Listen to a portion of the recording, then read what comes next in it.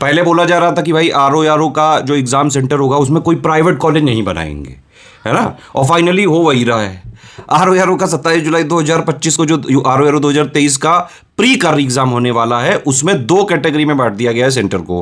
पहला वाला तो वही सरकारी सहायता प्राप्त और राजकीय महाविद्यालय शामिल हैं।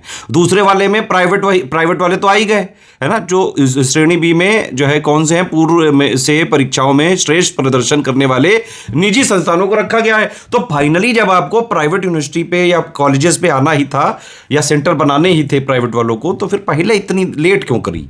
ये डिसीजन पहले हो जाता तो आरओ का भी एग्जाम जो है शायद पिछले साल हो चुका होता, है ना। यूपीपीएससी आयोग को यहाँ पे एनालिसिस अपनी ज़रूर करनी चाहिए कि वही चीज़ें जब आप बाद में कर रहे हो तो पहले क्यों नहीं की जा सकती थी। पहले जो है आप बोल रहे थे कि भाई नया लॉ बन गया है उसके तहत जो है प्राइवेट कॉलेजेस अडॉप्ट नहीं किए जा सकते हैं, तो जब बदलाव होना ही था तो पहले कर देते, थोड़ा स्टूडेंट के फेवर में हो जाता। यूपीपीएससी आयोग के बहुत सारे डिसीजन ऐसे हैं जो एटलीस्ट स्टूडेंट फ्रेंडली तो नहीं है। यूपीपीएससी 2024 का प्री का रिवाइज्ड आंसर की का जो है केस चल रहा है कोर्ट में।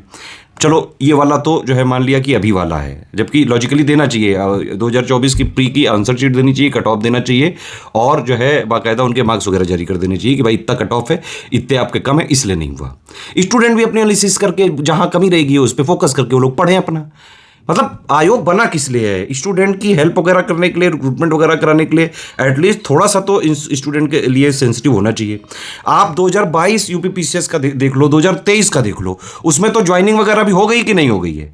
अभी तक उसकी रिवाइज्ड आंसर की क्यों नहीं जारी की है यूपीपीएससी आयोग से? ये पूछना चाहिए यूपी के स्टूडेंट को। यूपीपीएससी का आरओ 2021 का प्री का अभी तक कट ऑफ क्यों नहीं जारी किया है आयोग ने? ये पूछना चाहिए।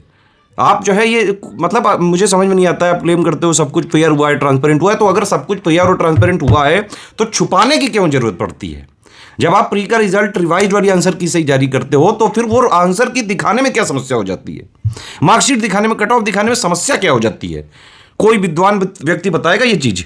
एक गुड न्यूज़ भी है आप लोगों के लिए जो भी आरओ के स्टूडेंट हैं और यूपीपीसीएस का 2025 का भी प्री देने जा रहे हैं। ये हमारा जो मेन टेलीग्राम चैनल है उसमें पिक्स का रिवीजन चालू कर दिया गया है। आज 1 मई है, आज से ही चालू कर दिया गया है। सुबह 7 बजे एक पिक आएगी, शाम को 5 बजे और रात में 10 बजे। उसमें बाकी कुछ एडवर्टीजमेंट आते रहते हैं हमारे वाले जो है ना, वो आप जो है उसको कोई अगर लेना हुआ करे तो लीजिए, नहीं तो अपना कम से कम जो फ्री वाली चीज़ें हैं PYQ मिलता है उसी चैनल में, उसमें जुड़े रहा करिए, उससे हटा मत करो, ठीक है। एक और चीज़ है कि टेलीग्राम आजकल कुछ स्पॉन्सर्ड एडवर्टीजमेंट देता है एकदम सबसे नीचे, वो हमारी तरफ से प्रायोजित नहीं है। मैं फिर से जो है सभी लोगों से रिक्वेस्ट करूंगा कि प्लीज़ आप वो जो स्पॉन्सर्ड, उसमें स्पॉन्सर लिखा रहता है, बाकायदा स्पॉन्सर्ड लिखा रहता है। आप इतना तो कॉमन सेंस बना लो यार कि बेटा वो तो समझ लिया करो कि वो स्पॉन्सर्ड होता है, उसमें हमारा कंट्रोल तक नहीं है। टेलीग्राम जब चाहे सबके चैनल में दे रहा है आजकल। इवन जो ओनर है, जैसे हम, अगर मैं ओनर भी हूँ चैनल का, तो मुझे तक कंट्रोल नहीं दिया है कि मैं उसको कंट्रोल कर सकूँ, ऐड हटवा सकूँ। तो टेलीग्राम वाले जो है ये इस तरह के अगर कोई ऐड आए उनमें कभी क्लिक मत करना, पैसे वगैरह फ्रॉड हो सकते हैं प्लीज़।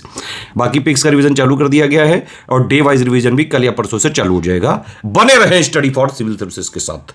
अभी एक और चीज़ है, शॉर्ट में यही मैं बोलूँगा कि आरओ के लिए जितने दिन बचे हुए हैं, अगर आपको इसमें कट ऑफ निकालना है, क्योंकि जो नया पैटर्न चल रहा है इसमें कट ऑफ निकालना बेहद टफ है और 11 लाख लोगों ने भरा है, वनडे वगैरह के ज़्यादातर स्टूडेंट हैं। सिंपल बात समझो, जो भी आप स्टूडेंट हो, कट ऑफ निकालना बहुत टफ है इस समय। सिर्फ 3 चीज़ें आपको फॉलो करिए। स्टडी फॉर सिविल सर्विसेज का सिलेक्शन मटेरियल से पढ़ लीजिए, SCS का टेस्ट सीरीज और SCS का पेड क्विज से प्रैक्टिस कर लीजिए। तो चाहे जैसा पेपर आ जाए, नया पैटर्न वाला, इजी मॉडरेट प्रैक्टिकल कॉन्सेप्चुअल लेंदी, एटलीस्ट आप कट ऑफ निकालने की स्थिति में रह सकते हैं। सिर्फ इसी से ही हो सकता है, अदरवाइज नहीं हो सकता है।